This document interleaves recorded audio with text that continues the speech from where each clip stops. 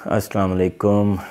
आज का टॉपिक है अरशद शरीफ, पर मैं उससा नहीं बयान करूँगा जिस तरह आपको पीटीआई वाले बयान करते हैं, क्योंकि मैंने अरशद शरीफ के जो है ना मौत से कुछ कमाना नहीं है।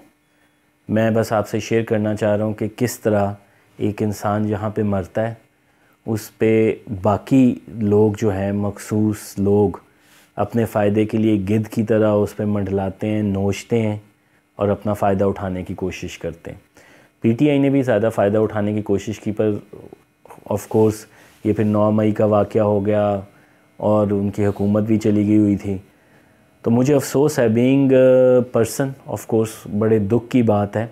ख़ास तौर पे उसके वालिद के भी जब इंतकाल हुआ तब उसके भाई का भी हादसाती तौर पे इंतकाल हुआ आते हुए। और बड़ी हिम्मत है अरशद शरीफ की वालदा की कि 2 बेटे, 1 खावन, really it's a big thing. पर अफ़सोस और मज़म्मत उन लोगों के लिए जिन्होंने उसको कैश कराने की कोशिश की। आज किधर है अरशद शरीफ का केस? नहीं है ना।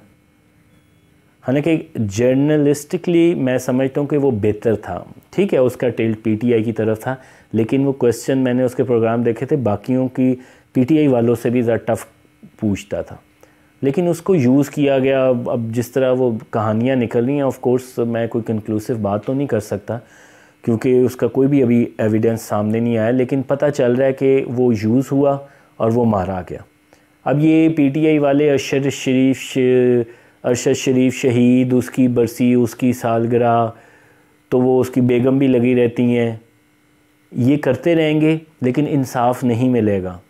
जिन्होंने कत्ल करवाया, ये देखें कि वो दुबई भी रह सकता था, कोई इतनी बड़ी बात नहीं थी। दुबई से वो क्यों गया था? और किसी ने नहीं मारना था।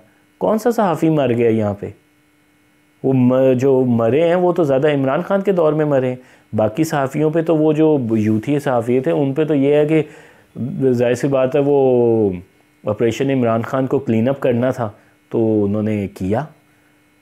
अब नो डाउट सबको पता है कि किसने किया है, पर वो जो बड़े कहते थे कि हमको दिखाया कि जी ये चोर हैं, वो असल में जब दिखाया उनको तो फिर अब उनसे मिटाया भी जा रहा है।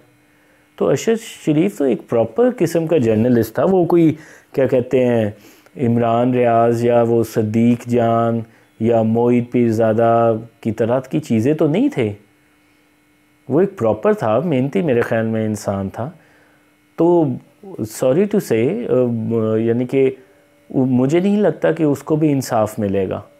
यही है कि कोई दूसरी गवर्नमेंट कोई आए, वो केस, उसके केस में किसी को पकड़े जाने का हो, मुखालिफ पार्टी का नाम आए, तब हो सकता है। यानी कि आजकल के दौर में हो भी सकता है कि इस्टेब्लिशमेंट चाहे, लेकिन गो के इस्टेब्लिशमेंट के पास बाकी अभी इमरान खान के ख़िलाफ़ इतने स्ट्रॉन्ग केसेस हैं कि उसको अभी ज़रूरत नहीं पड़ेगी। हाँ, अगर ज़रूरत पड़ी तो ये भी केस निकाल सकता है और सारे वो फिर एविडेंस सामने लेके आएंगे। लेकिन ज़्यादा चांस यही है कि कुछ नहीं होना। वो इस्तेमाल हुआ, उसकी जो मौत है उसको यूज़ करने की कोशिश की गई, उससे कोई ज़्यादा फ़ायदा नहीं निकला। वो और चीज़ें भी सामने आती रही। वो उसकी बेगम भी बोलती रहेगी और उसकी वालदा, मुझे तो बेगम से ज़्यादा वालदा के, बेगम साहिबा का तो अपना वो पॉलिटिकल एजेंडा है। वालदा बेचारी जो है वो उसने बियर किया, 2 बेटे भी गवा दिए, अपने हस्बैंड को भी को देखा। तो सो सैड। ये एक माशरती अलमिये के तौर पे भी आप इसको देख सकते हैं कि किस तरह हम एक बंदे की मौत को कैश करने की कोशिश करते हैं। और मैं अभी वो कंक्लूसिवली बात नहीं कर रहा, क्योंकि मैं किसी यूट्यूबर की तरह नहीं हूँ कि थंबनेल लगा दूँ सनसनीखेज़ किस्म का और फिर दूसरे पे इल्ज़ाम भी लगा दो। जब तक प्रूव नहीं होता, बादी नज़र में ये लग रहा है, लेकिन जब तक प्रूव नहीं होता ये भी नहीं कहा जा सकता कि इसमें इमरान इन्वॉल्व है, ये भी नहीं कहा जा सकता इसमें कोई दूसरा इन्वॉल्व है। लेकिन इसके काफ़ी ज़्यादा चांसेस हैं कि ये साजिश हुई है। अल्लाह करे आइंदा ना ऐसे कोई हरकत हो और मैं जिस तरह अरशद शरीफ भी मेरे ख़्याल में उसको बेवकूफ़ बनाया गया, उसको फंसाया गया, मैं बाकियों से भी यही तवक्को रखूँगा कि वो इस तरह के पॉलिटिकली अपने एजेंडे ना रखें।